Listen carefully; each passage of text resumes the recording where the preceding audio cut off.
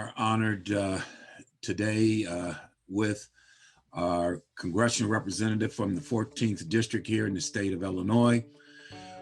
We've come to know and learn of her as being an advocate for the everyday person with a strong background in healthcare as a nursing degree and an advanced degree from Johns Hopkins University. She took that knowledge and experienced it to translate to legislative policies benefiting our community. And we congratulate her on winning her second term in the office. And we look forward now, the Honorable Congresswoman Lauren Underwood, please share your comments with us. Thank you. Well, thank you, Mr. Mitchell. Hi, everybody. I'm so glad to see you this morning. I am really just delighted that you're having this training session and talking about how to be effective, because we have a lot of work to do as a country, as a community, and certainly my colleagues in the Congress need to hear your voices, need to hear your stories. And I'm so grateful to the Council for Islamic Organizations of Greater Chicago for hosting and inviting me to speak with you. Our country's been through a lot over this past year. And I know that so many of you and your families have been through some challenging times as well. But I do want to share, what's given me hope. And what's given me hope every time is that there's always groups of people like this who are focused on making positive change and taking the current circumstances and pushing through not just for a singular benefit, but for the collective benefit of all of our communities. And it's so important that we continue to look out for our neighbors and one another, and building healthy, strong communities through advocacy is such a vital way. It's not the only way to have an impact, but it's so important. So one of the topics that you're here to discuss today is how to engage elected officials. And when it comes to my office, there's a really straightforward answer. Just reach out to us. We want to hear from you. A lot of groups think that they need to pay for a lobbyist, search for that perfect advocate to carry that message on their behalf. Please don't do that. We want to hear from you. So you can call my West Chicago office. Our phone number is 630-549-2190. Or if you go to my website, underwood.house.gov, you can send an email or you can request a meeting. And I would encourage constituents, no matter who your representative is, to always request that meeting. Because even if that member of Congress is not available to meet with you on the timeline that you've requested, a staffer often is. And a lot of times, I have to tell you, the staff conversations are more valuable than the conversations with that elected official.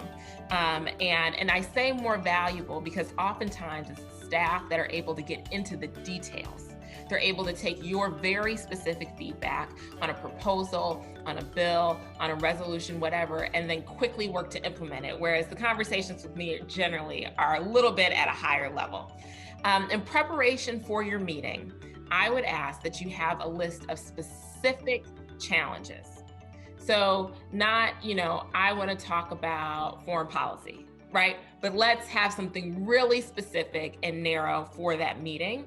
And if there is any existing legislation or regulations in place, we want to know the bill numbers. So if you can do some of that research in advance and bring that to the meeting, it helps to have a more productive conversation. The other thing is just to remember the audience. Now, we know here in Illinois, we have so many levels of government. I mean, we probably have the most of any state in the country. Between cities and counties and townships and state and federal, it's hard to know who to turn to.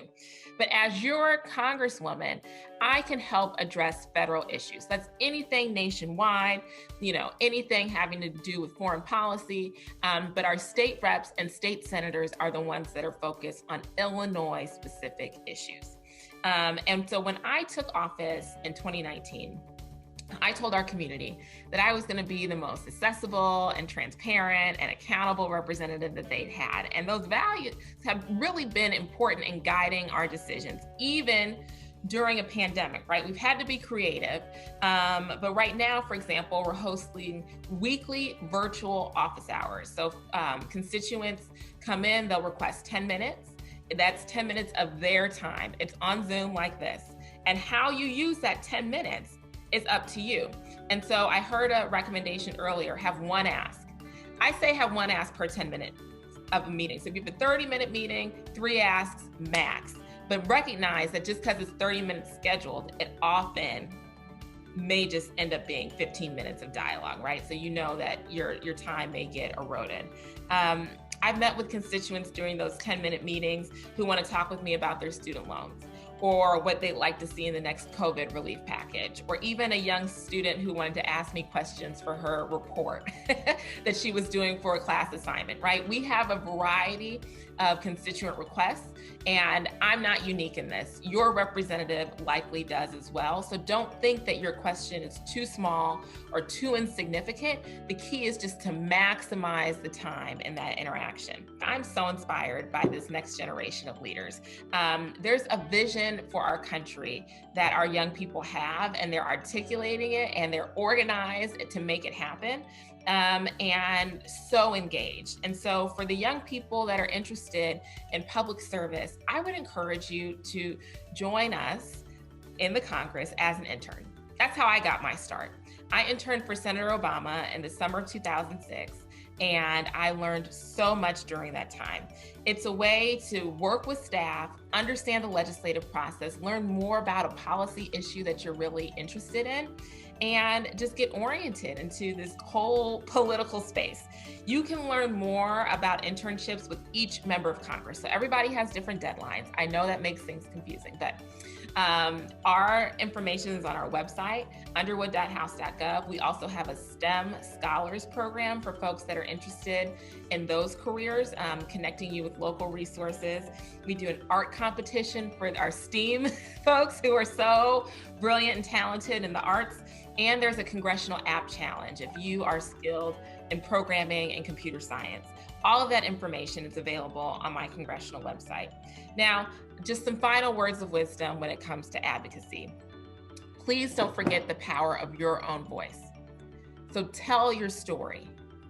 All the textures, all the layers, all the anecdotes that make it so compelling, that's what's missing from the bill text, right? We need to know how these proposals, how laws, how decisions impact you.